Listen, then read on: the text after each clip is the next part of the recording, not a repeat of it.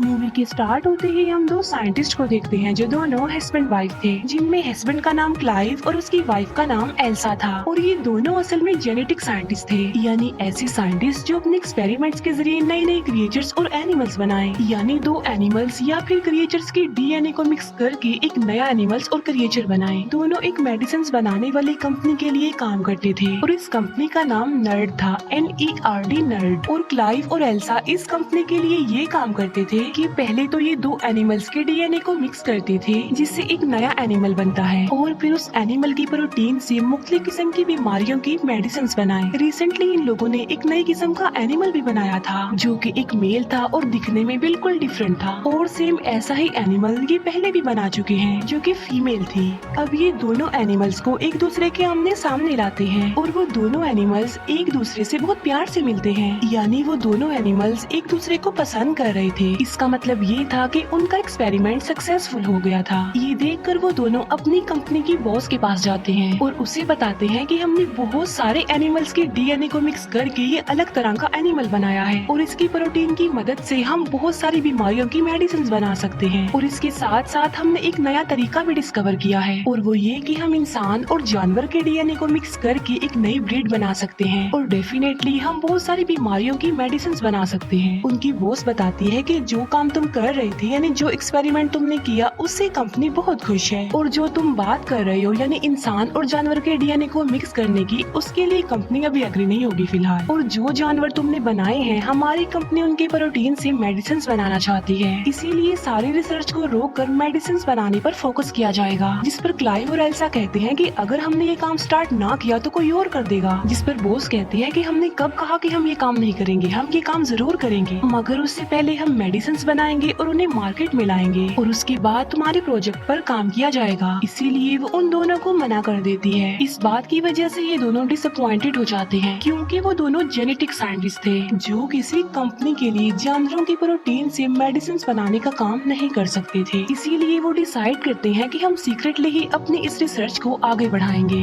इसीलिए ये अपना काम स्टार्ट कर देते हैं, लेकिन इस काम को आगे बढ़ाने के लिए उन्हें इंसान का डीएनए चाहिए था। इसीलिए एल्सा क्लाइव को किसी का एक डीएनए ला कर देती है। क्लाइव पूछता है कि ये किसका डीएनए है, जिस पर एल्सा कहती है कि ये किसी अननोन पर्सन का डीएनए है, और ये फिर इंसान के डीएनए और उन एनिमल्स के डीएनए जिन्हें इन्होंने बनाया था उन पर एक्सपेरिमेंट्स करते हैं। ये लोग बहुत हार्ड वर्किंग करते हैं, लेकिन इन्हें सक्सेस हासिल नहीं होती और इस बात की वजह से वो काफी अपसेट हो जाते हैं। एक दिन एल्सा एक और डीएनए लेकर आती है और बताती है कि ये सबसे बेस्ट डीएनए है और इसीलिए अब हम अपना एक्सपेरिमेंट इस वाले डीएनए पर करेंगे। और ये फिर उस डीएनए और एनिमल के डीएनए पर एक्सपेरिमेंट करते हैं और कड़ी मेहनत के बाद इनका एक्सपेरिमेंट सक्सेसफुल होता नजर आ रहा था, यानी एनिमल का डीएनए और इंसान का डीएनए आपस में मिल रहा था। और अब इन लोगों के पास एक यूनिक किस्म का डीएनए था जो इंसान और जानवर के डीएनए से मिलकर बना था। अब क्योंकि ये इलीगल था, इसीलिए क्लाइव इस रिसर्च को आगे बढ़ाना नहीं चाहता था, लेकिन एल्सा ऐसा नहीं चाहती थी, वो इस रिसर्च को आगे बढ़ाना चाहती थी। इसीलिए वो उस डीएनए को लेकर एक मशीन रूम में चली जाती है। उस रूम में एक ऐसी मशीन थी जिसमें डीएनए डालने से एनिमल्स और क्रिएचर्स पैदा होना शुरू हो जाते थे, यानी कोई भी जानवर उस मशीन के अंदर इंक्रीज होता रहता था। फिर एल्सा उस मशीन के अंदर उस डीएनए को डाल देती है। क्लाइव एल्सा को कहता है कि ये कोई अच्छा काम नहीं कर रहे हम, किसी को बनाना और फिर उसे मार डालना। एल्सा कहती है कि इतने सारे लोग इस दुनिया में रोजाना मरते हैं और हो सकता है कि हमारे इस एक्सपेरिमेंट से इतने सारे लोगों की जान बच जाए। इसीलिए क्लाइव एल्सा की बात मान लेता है, इसीलिए वो अपने काम को स्टार्ट कर देते हैं। मगर हैरान कर देने वाली बात तो ये है कि जिस बच्चे ने मशीन में आहिस्ता आहिस्ता बढ़ना था, वो तेजी से बढ़ता जा रहा था।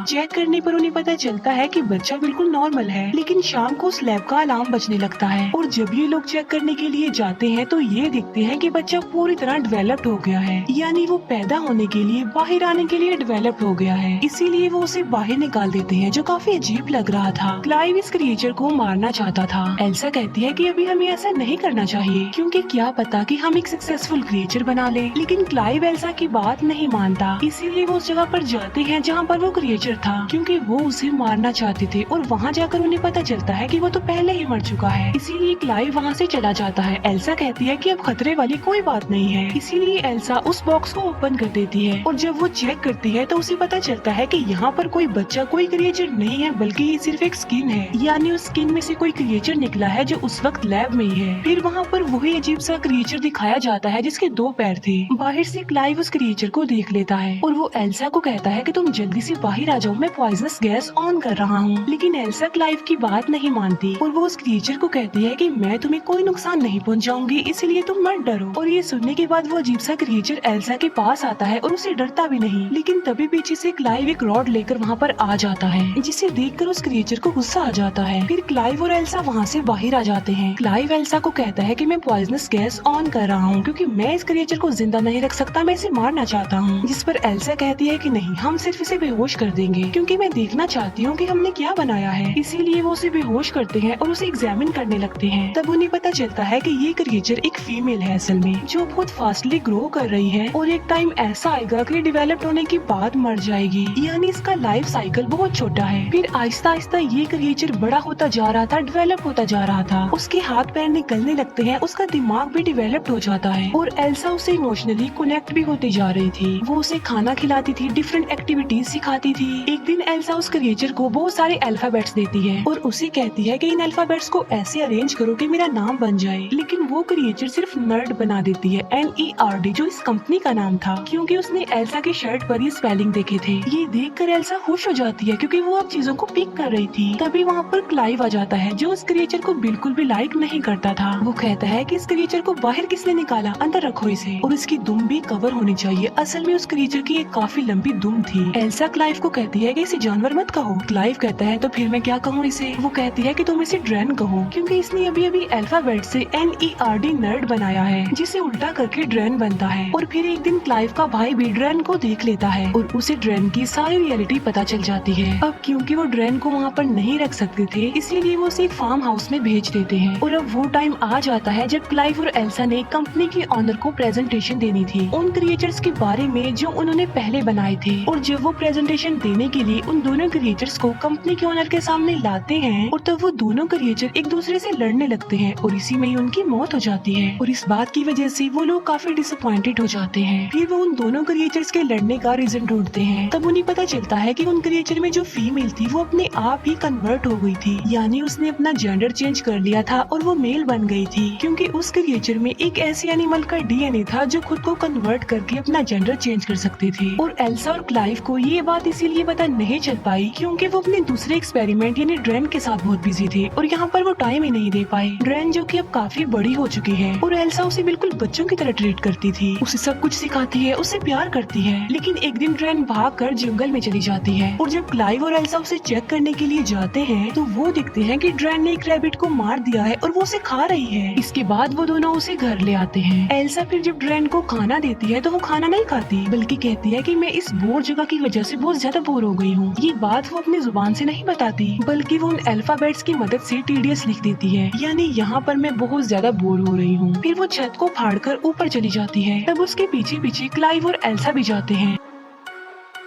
वो दिखते हैं कि ड्रैन की तो विंग्स निकल आए हैं और वो अभी बस उड़ने ही वाली होती है कि क्लाइव उसे कहता है कि रुको, हम तुमसे प्यार करते हैं, हमें तुम्हारी जरूरत है, हम तुम्हें अपने पास रखेंगे। ये सुनकर ड्रैन की विंग्स वापस उसकी बॉडी में चले जाते हैं। ड्रैन का दिमाग अब काफी तेज हो गया था, वो चीजों को अंडरस्टैंड करने लगी थी, अच्छे बुरे को समझने लगी थी। एक दिन ड्रैन को एक बिल्ली मिलती है, लेकिन एल्सा उससे वो बिल्ली छीन लेती है क्योंकि एल्सा को डर था कि ड्रैन कहीं उस बिल्ली को भी न मार दे। फिर आहिस्ता आहिस्ता हम हैरत में डाल देने वाली एक चीज देखते हैं और वो ये कि ड्रैन को क्लाइव अच्छा लग रहा था, जिससे क्लाइव को पता चल जाता है कि ड्रैन के अंदर जो इंसान का DNA उन्होंने डाला था वो किसी और का नहीं था, बल्कि वो खुद एल्सा का ही था। इस बात से क्लाइव एल्सा से नाराज होता है। वो उसे कहता है कि तुमने अच्छा नहीं किया, तुम्हें ऐसा नहीं करना चाहिए था। आहिस्ता आहिस्ता एल्सा का प्यार ड्रैन के लिए खत्म होता जा रहा था, इसीलिए एल्सा वो बिल्ली ड्रैन को दे देती है। ड्रैन की दुम नोकदार थी, इसीलिए ड्रैन अपनी नोकदार पूंछ को उस बिल्ली के गले में चुभा कर उसे मार डालती है। ये देखकर एल्सा को बहुत गुस्सा आता है और वो ड्रैन को स्लैप कर देती है। थप्पड़ लगने की वजह से ड्रेन एल्सा के ऊपर आकर खड़ी हो जाती है और वो एल्सा के गले में लगी एक चाबी को निकालती है और दरवाजा खोलकर वहाँ से चली जाती है। ड्रेन के अलग अलग फेसेस उन लोगों के सामने आ रहे थे। फिर हम देखते हैं कि एल्सा वो प्रोटीन बनाने में कामयाब हो चुकी थी